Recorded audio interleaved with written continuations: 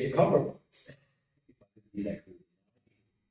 But I will eat lasagna out of my love for my wife, and I'll give it a try.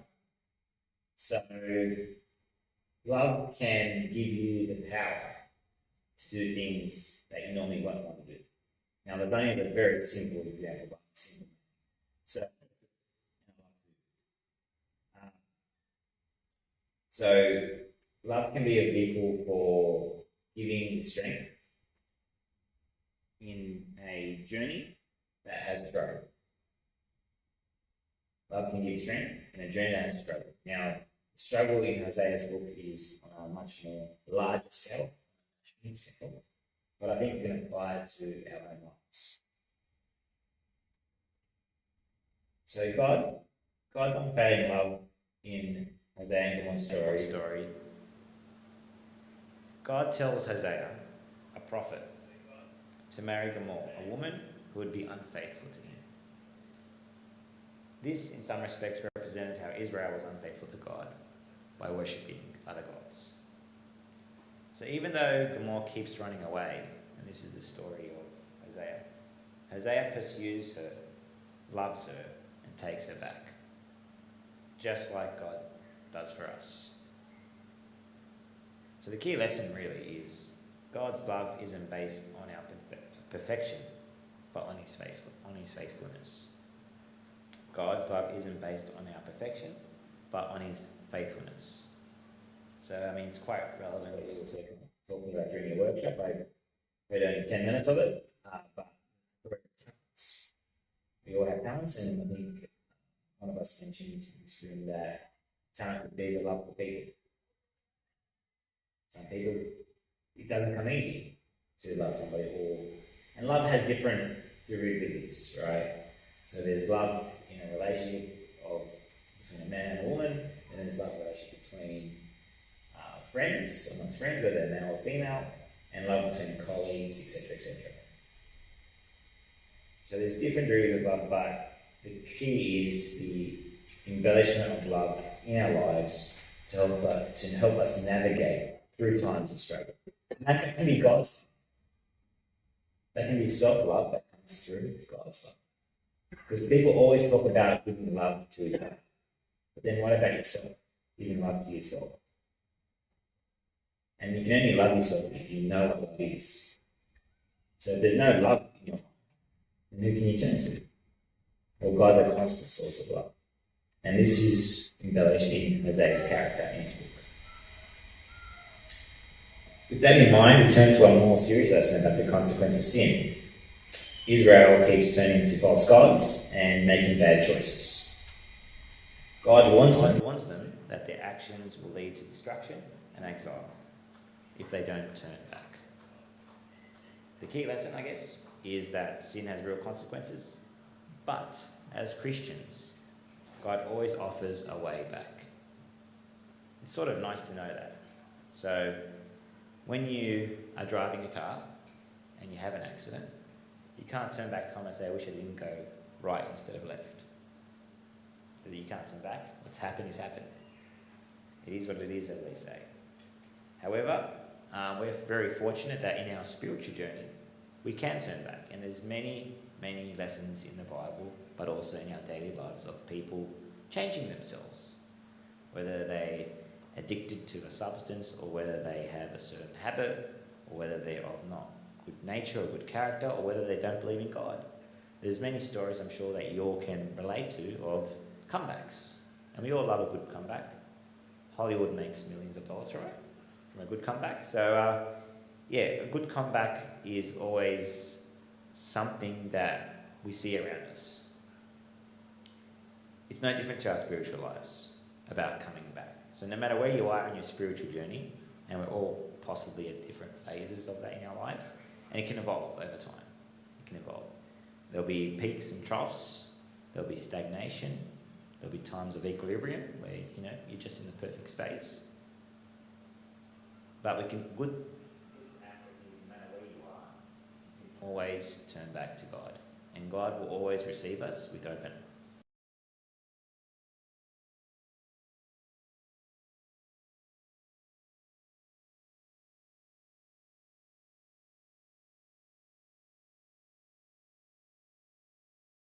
back, redemption and restoration.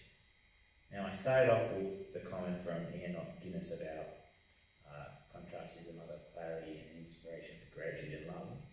Well, this Alliance for Responsible Citizenship conference ironically happened this week, and I happened to be talking about Hosea, but it's talking about the decline in Western values.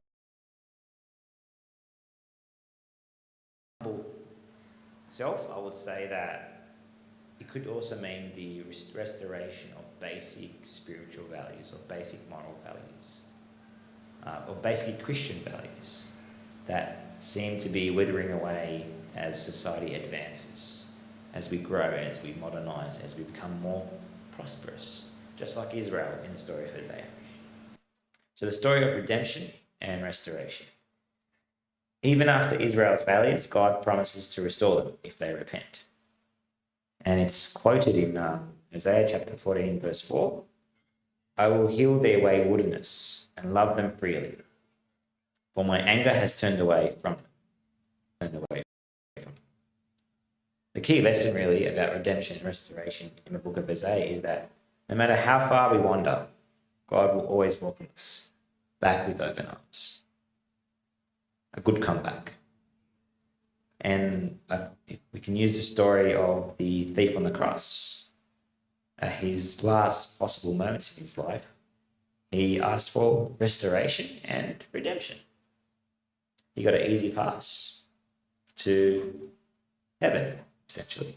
So, he asked for it. He had no choice. He was dying on the cross, and he realised, hey, this is my opportunity. But for him to come to that point in his life, had the source to want to continue, a source of spiritual inspiration, to realise that, hey, I haven't been the best in my life, but here's an opportunity, even if it's just for a moment in time, to do something right, to love God, to know that I'm worth something. And I think he did that. He took the opportunity.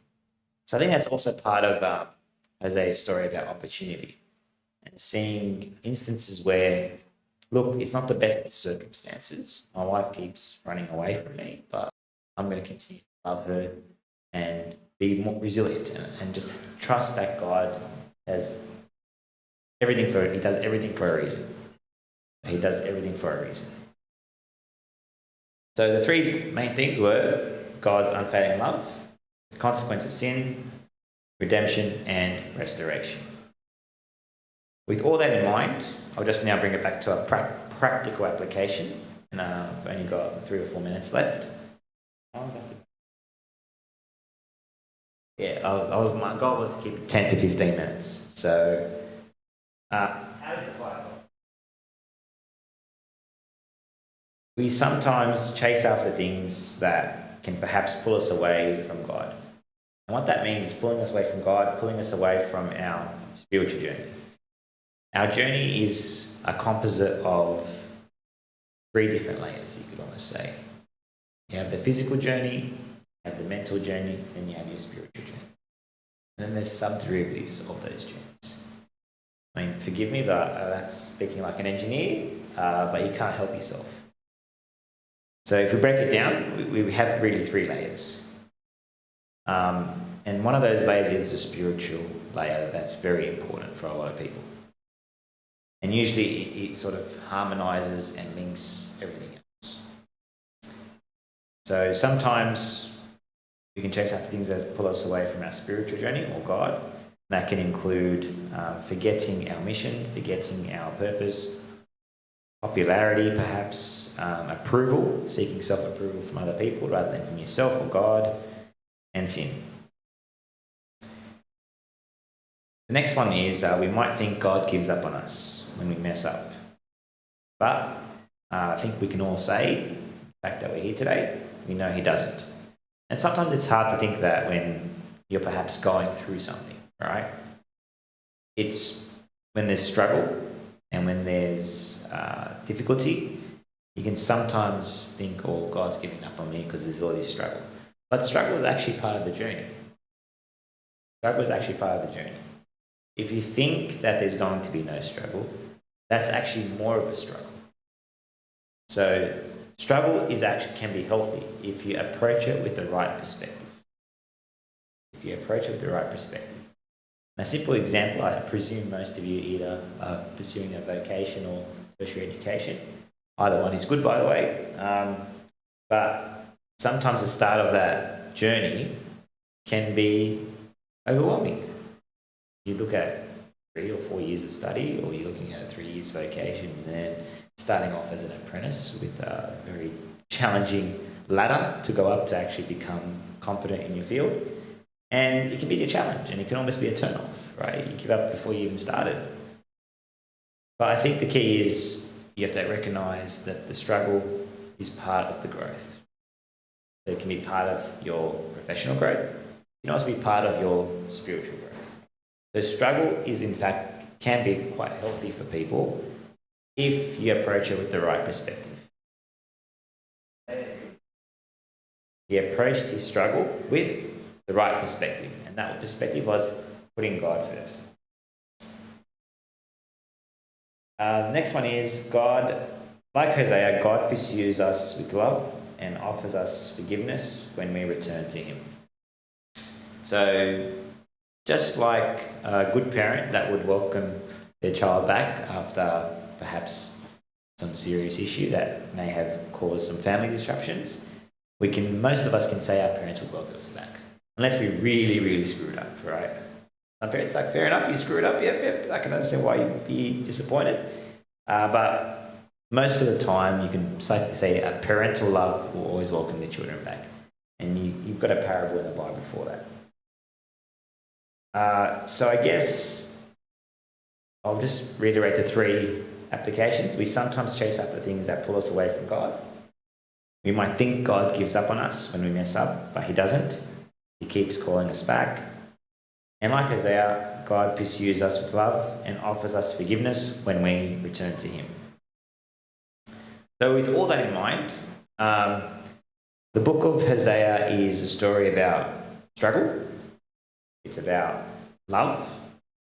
It's about contrast.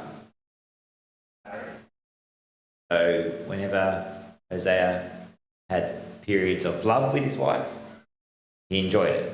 And then there was periods of struggle. And he had to develop the resilience and trust in God that things will get better. But that requires self-love, that requires faith, that requires redemption, that requires tenacity. And that often comes from your spiritual journey. So there's a lot of nuggets, golden nuggets you can pick up from a professional journey, but also a spiritual journey. And I think the 2 are intertwined, but even a personal journey as well. So they're all integrated as part of the journey that Hosea was going through, but also very relatable to our own journey, no matter what stage of life you're in. So, I guess challenges for the week. I'll put forward 3 questions and then I'll stop it there, and perhaps you guys can ask questions, which I won't answer. Or we can comment on what we've just discussed. So the challenges for the week are, is there anything pulling you away from God?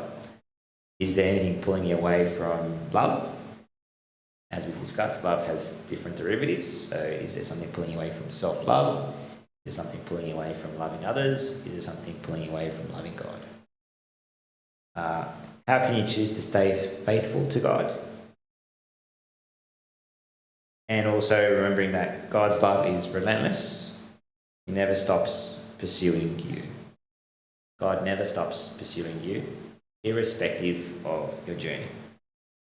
With all that in mind, I might leave it at that, and I'll close off by saying one last time, because I found it to be a very nice quote, but Hosea's story is a great example of different contrasts that do provide clarity in life. And what we mean by that is you sometimes have to see the differences between good and bad in order to have some clarity in a situation and realize, you know what, I've actually got a good, or I could improve. And that can often be an inspiration to then appreciate and be grateful for what we have, and whether that be virtues that we've acquired or people in our lives. or material wealth that we have. Contrast sometimes is a good catalyst for clarity. And I'll just give you a simple example. I'm sure all of you have done some sort of homelessness or some sort of service where you've gone off to maybe that country or on some sort of work that helps someone that is not in the most best of positions in life. Whether that be they're homeless, they're addicted to something, they're struggling with something, whatever that might be. You always walk away feeling grateful for your own set of circumstances. A simple example would be a blind man. The blind man or the blind woman wishes that they could see, in contrast with someone who can see. The person who can see is wanting beyond what they can see sometimes and takes for granted their own vision.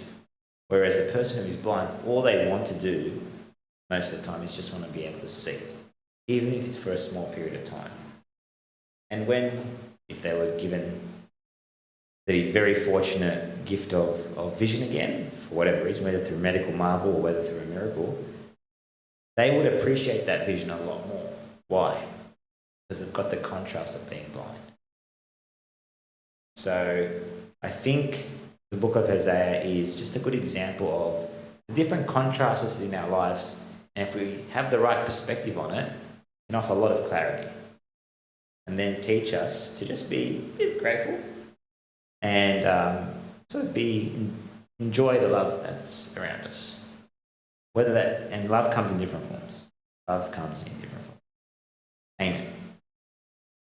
All right. Hope you guys enjoyed that. A few people falling asleep, but that was all written by ChatGPT. I'm just joking. Yes.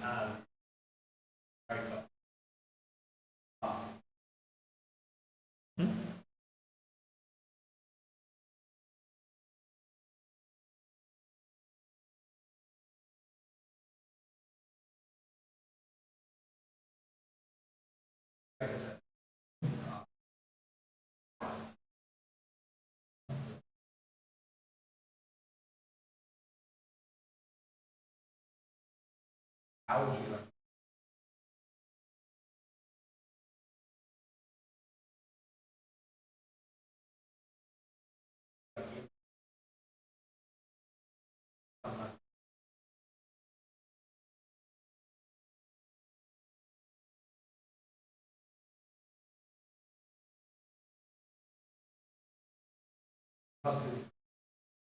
the way?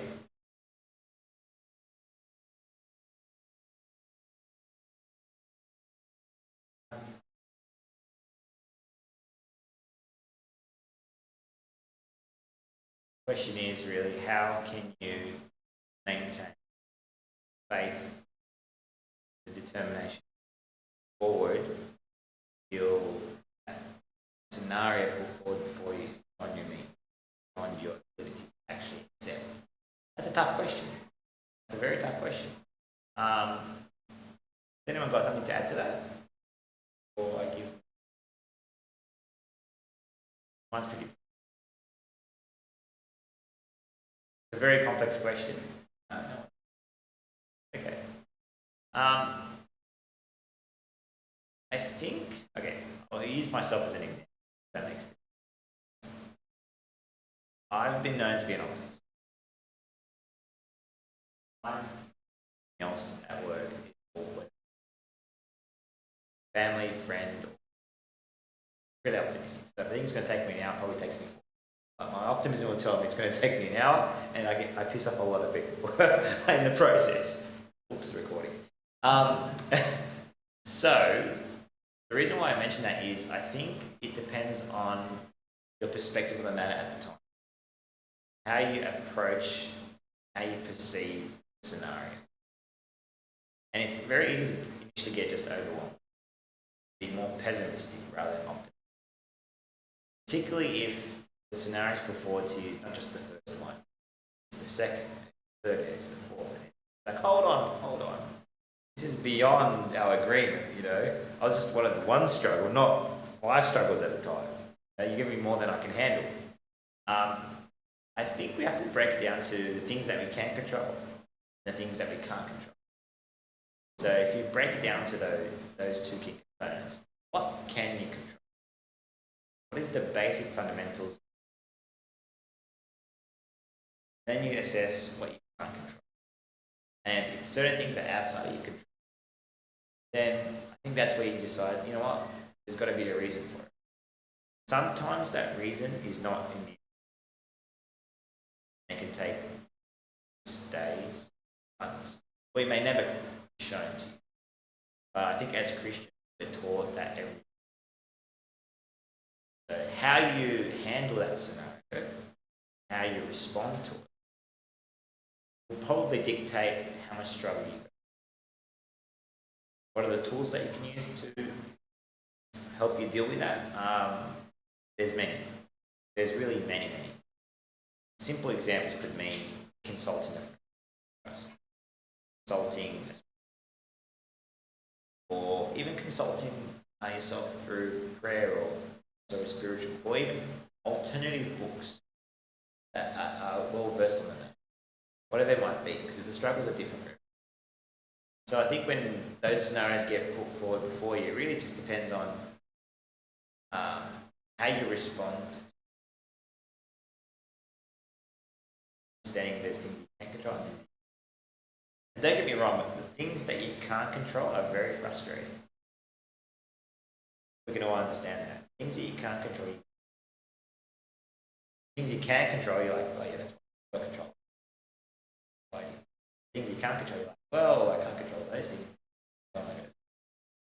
So I think once it's a journey in itself to accept or recognize the factors that you can't, particularly if they're coming from. You're going to say, well, how do I know they're coming from God? That's a very good question. You won't know. Does it matter? Will it change your action? So sometimes they say God does things in silence, or the reasons may not necessarily be known to us. Like how apostles were on this journey with Jesus. Jesus was present there. It was, God incarnate. But Jesus said to them, follow me. Okay, why would I follow you? I've got some things to acquire, and I've got to sell in markets, and I've got to make a living. Tell me it's fine. Send it for me. Accept the journey, and that's in control. Accepting the journey. Or you can take the uncontrol, which is, well, I have the faith that God has a reason. That's probably how you should. Hope that answers your question. Father Pete, do you have anything to add? Anything to discount my heresies?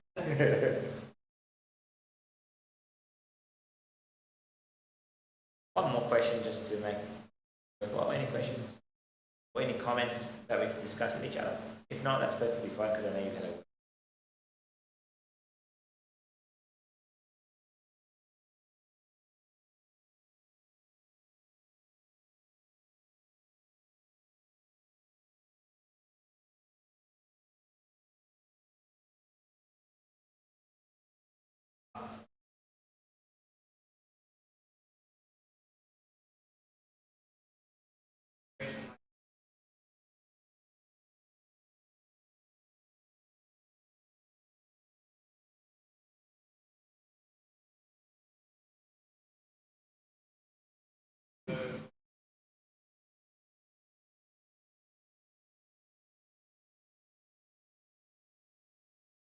Good question. If the party's fun, you should go to it. I think it comes back, that's a good question. I think it comes back to that, what you can control, what you can't control. Because we're quite inquisitive as a species. So humans, God created us for that reason. We are quite actually.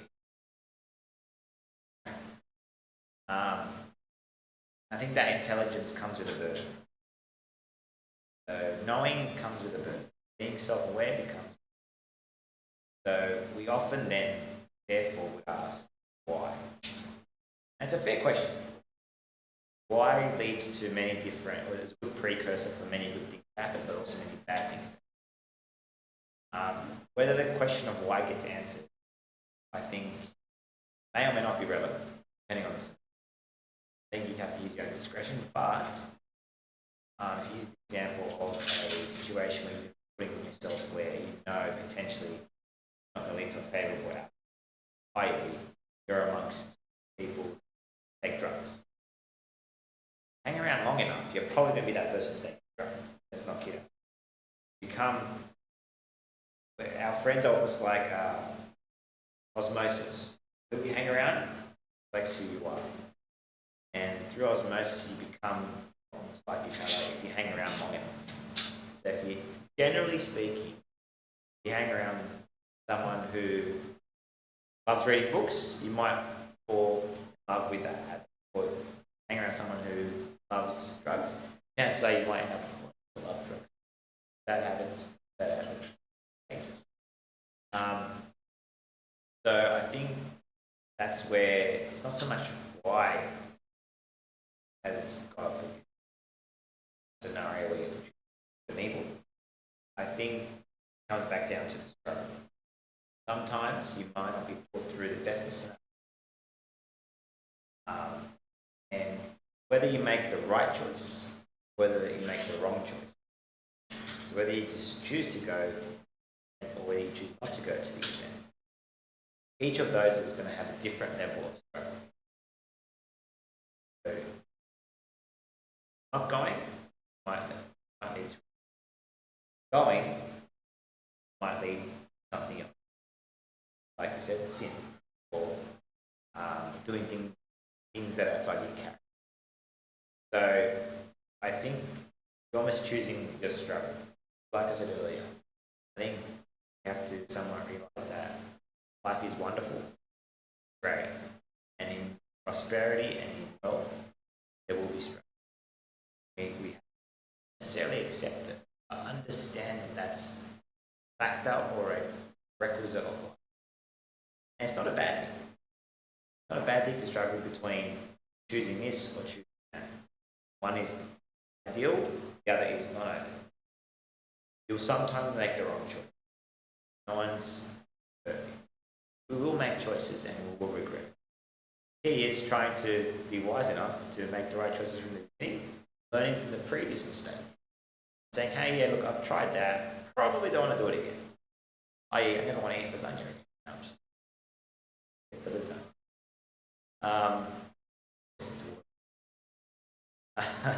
So, yeah, I think it's a decision you make will define your journey, therefore the kind of struggles. Some struggles are more than others. Some do struggle more than others. Some do struggle more than others. Wonder why is that person not struggling? Well, everyone's got their own struggle.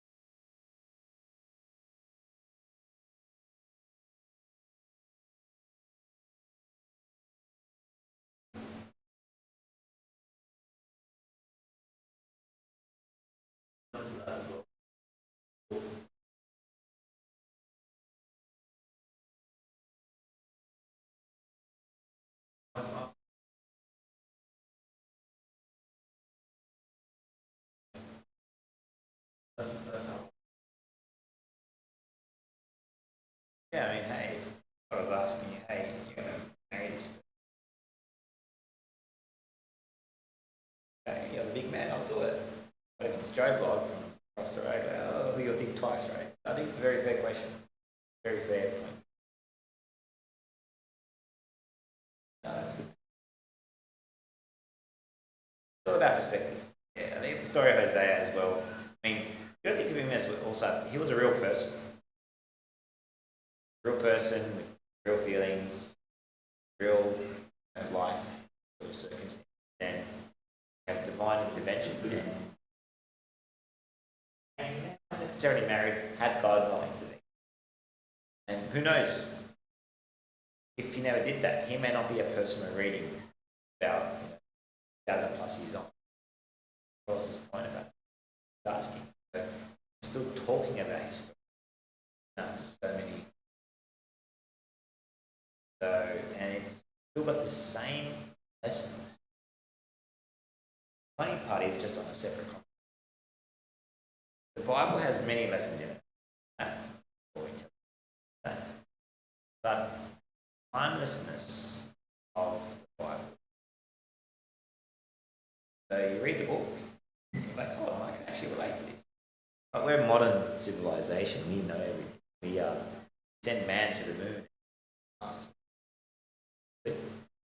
Mind you. Well, we are. So we are advancing as a society, but yet constant that we've got as a book with the repository of a lot of wisdom. And Ephesians and Proverbs, for example, also that Old Testament. Timelessness is incredible. And a lot of books are based on those contemplations in it, but just repackaged. So yeah, I think the timelessness of Hosea's story is that one that we can relate to in some shape or form, depending on where you are in, or at different stages, with some commonalities, of course, and some differences. Right. Glory be to God forever and ever. Amen.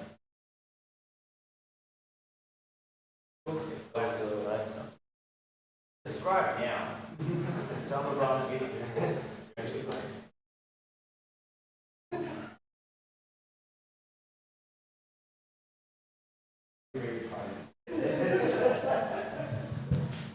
Thanks, Michael. That was a great talk.